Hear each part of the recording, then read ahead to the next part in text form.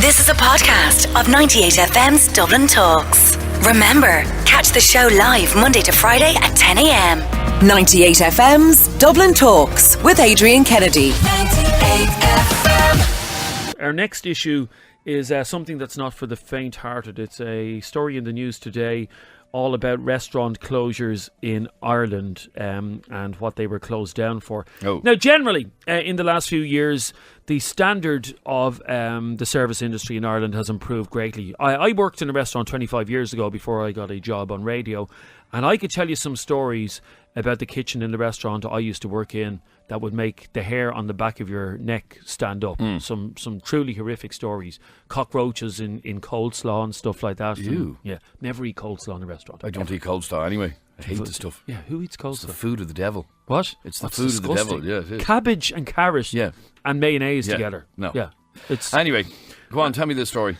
Well, in the news, but before I give you the story, I want to hear your gross food stories. What have you found in food?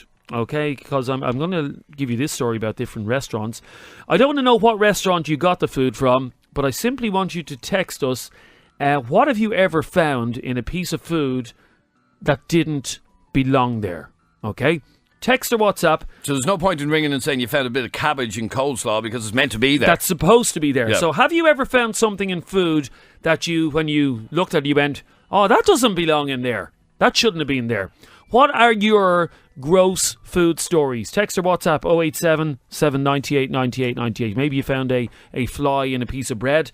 Because according to this story in the news today, a high volume of live and dead flies were among the reasons given for 8 closure orders put on food premises this month. 8 different places around Ireland have been told they have to close their doors because of serious breaches of health and safety. Now, is that fair? Because I don't know about your kitchen, but our kitchen has been swarmed with flies over the last couple of weeks with the good weather. So surely, if they're getting into our kitchen, they're getting into every kitchen. Is it fair to shut them down? Well, hang on. If you went into a restaurant and you ordered a spaghetti carbonara, and it came out and there was a dead fly on it, I wouldn't be overly happy. no, but you just pick the fly off. And and just eat away. Really, would you? Yeah, it wouldn't bother me. You'd eat a carbonara. I took a fly out of my drink the other day in the back garden. He landed in my drink and I just took him back out again. Was it an alcoholic drink? I can't remember, actually. Yeah. It was a Club Orange. Club Orange. Yeah. Flies are attracted to Club Orange, though. So They there are. he was on the top and I just scooped him out and drank the drink. That's actually disgusting. It's not really. It's absolutely vile, that is. Kill you. Anyway, yes, some of the hazards include live and dead flies, and there's they've named the restaurants that were closed down. I'm not going to name them on the radio because I don't think that's fair. Because as Adrian says, well, put it this way, Adrian, they don't close down a restaurant because Of a fly. because there's one fly on a spaghetti bolognese. These are serious. They say very dirty conditions and very poor standard of basic hygiene and cleanliness. And it says that businesses must recognise that they're legally bound to ensure that the food is served safe. So if you have rats in your kitchen, What are you going to do? what are you going to do? I don't know. Well, you want to shut up shop. Yeah, well, you would if you've a rat in your kitchen. What are you going to do? So text or WhatsApp us now 087 798 98 98. 087 798 98 98. What have you found in your food that basically didn't belong there, that you picked out of your food and you went, oh my God? Now, you found an earwig in your salad. That wasn't in food. No, that was in my ring. I've told this story loads of times. You know this story inside out. Yeah, but maybe the listeners don't. I found an earwig in my ring and it was very uncomfortable. I'm sure it was...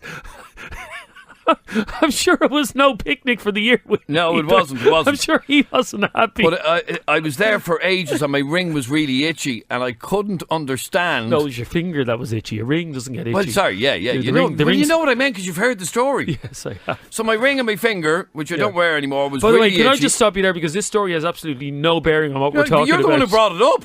I thought it was your salad you found an earwig in. No. I found an earwig in my ring and it was itching away and when I pulled off my ring, the earwigs just scuttled down my finger.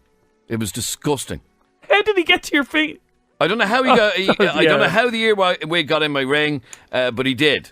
They're a vile creature. Oh, they are. I hate If them. there was one thing I could exterminate from the world, It's earwigs. It's earwigs. They Well, are. actually, now that you mention them, I haven't seen an earwig in years. So touch wood there. Oh, yeah. We don't need those blighters back in our life. Yeah, where are earwigs gone? They seem to have disappeared. That's genuine. I haven't seen an earwig in years. Has anybody seen an earwig in? No, in I'm years? happy to see the back of them. Yeah. Because once you get an earwig in your ring, you'll never forget it. It was horrific, it was. Melissa! By the way, that earwig... Sorry, hang on, Melissa. That earwig is still seeking help for what it went through. Melissa! You work in a supermarket.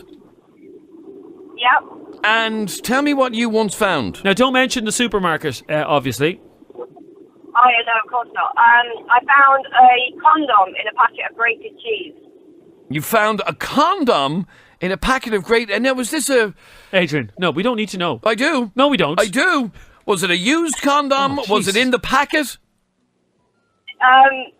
No, it was out of the packet, and I have no idea if it was used. We never checked. We just Oh. sent it No, back why to, would you? head office to check. Yeah, that's not a job you'd give anybody here. Will you check and see if that's you? But still. No, you wouldn't. So it was bad enough that it was a condom. There's a possibility that it was actually a used one. Yeah. Ugh. And was the grated cheese, was it sealed up? Like, had this gone into it when the cheese was being packed? Yeah, I think so, because it was completely sealed. So it's not like anyone else could have put it in there. Wow. And just out of curiosity and completely unrelated, I see your phone number is a UK number. Are you listening to us in England, or where are you? No, I'm in Dublin. I Oh, moved over in November. Say that again? I moved over in November. You need to sign up to Did you not buy an Irish phone Yeah, yet? why have you got an English number still? Because before I moved over, I renewed my contract, and I'll have to pay to get out of it. So there's no roaming charges now. No, it's she's great. grand. She's It's grand. great, yeah. And how do you feel about Meghan and Harry being here today? You happy about that? Yeah, sure. Yeah, it's great, Not isn't really it? too bothered. You're not Irish one way or the other, are you? No, not really. And are you English? Yeah. So will you be Are watching... you English? Well, you could have been Welsh or The first thing something. she said when she came on the air, "All right, governor," and you're saying say she that. did say that. Melissa, will you be supporting England tomorrow in the football? Yeah, I will. They've done quite well. Yeah, they're I very. don't think they do this well. No, I don't think anybody did. I don't think they did. But no, they're in the semi-final tomorrow. I'm looking forward to that match. Should be a good one. All right, Melissa, thanks very much indeed. Nice. Bye. Cheers, Bye. bye, bye, governor. She never said governor, by the way. Did she not? No, not once. I thought she said. No. In fact, I've never heard an English person saying, all right, governor. Okay, did she say when you came on? Hey, up, cock. No, she didn't say that either. Did she not? No. Hello, treacle. No, she never said any of that. She just said hello. Good afternoon, sweetheart. No, didn't none say of that. that. No. My God, there's some texts coming in here that are absolutely putting me off food for life, which isn't a bad thing, by the way. I need to lose a few pounds. Keep your gross food stories coming in. What have you found in food that wasn't supposed to be there? Adrian, once I had a spaghetti bolognese that was cooked by my wife. Okay, and yeah. I actually found bolognese in it. Couldn't believe it. But it was meant to be there. Yeah, but it's Do you not get what we're doing here? No, but it's my wife's cooking. I Oh. was shocked. There was actually meat in it. Tommy, you're on 98FM. How are you, Tommy? How are you doing? Tommy, tell me what you found. I found a cigarette butt in a bag of chips many years ago when I was going to school, and I was chewing away on it, and I said, that tastes a bit funny. I pulled it out. It was a butt. So, for that cigarette butt to end up there, it has to have been in the deep fat fryer. Yeah. I think the guy that was peeling the chips in this little takeaway was smoking at the same time. And just flung his butt into the Yeah. chips, and Yeah. then they went into the deep fat fryer, and then they ended up in your chip bag. Yes, exactly. And obviously, don't mention the chipper. Did you bring the bag of chips back to the chipper and look for your money back? No, I didn't. I was only about 14 or 15. I just kept on. Probably had to go to school and just didn't go back. Well, I have You to know? be honest with you, Tommy. If that happened to me, I would demand the money back. No buts about it. No buts about it. Whatsoever. Do you like? You can use that one later, Tommy, when you're telling your mates the Exactly, story. Okay. yeah. And has it put you off eating chips? Not at all. Not at all. Well, I'm cutting down now. I haven't had a takeaway in about 8 weeks. Really? Yeah. You can't beat a Yeah, takeaway you every need now to- and you again. need one takeaway. Yeah. One takeaway a week, don't you? Yeah. All right, very good. He found a cigarette butt in a bag of chips and actually ate it. That's Jesus. That's Now, the vile. top text I can't read out, but that's absolutely disgusting. Don't read out because it's obvious where that person was But a certain person, Declan in Kildare, bought a certain thing in a restaurant. Yeah. And when he opened the thing, 40 baby spiders came out of it. Ooh. Can I ask a question? Yeah. How did he know it was 40? Did he sit there going, 1?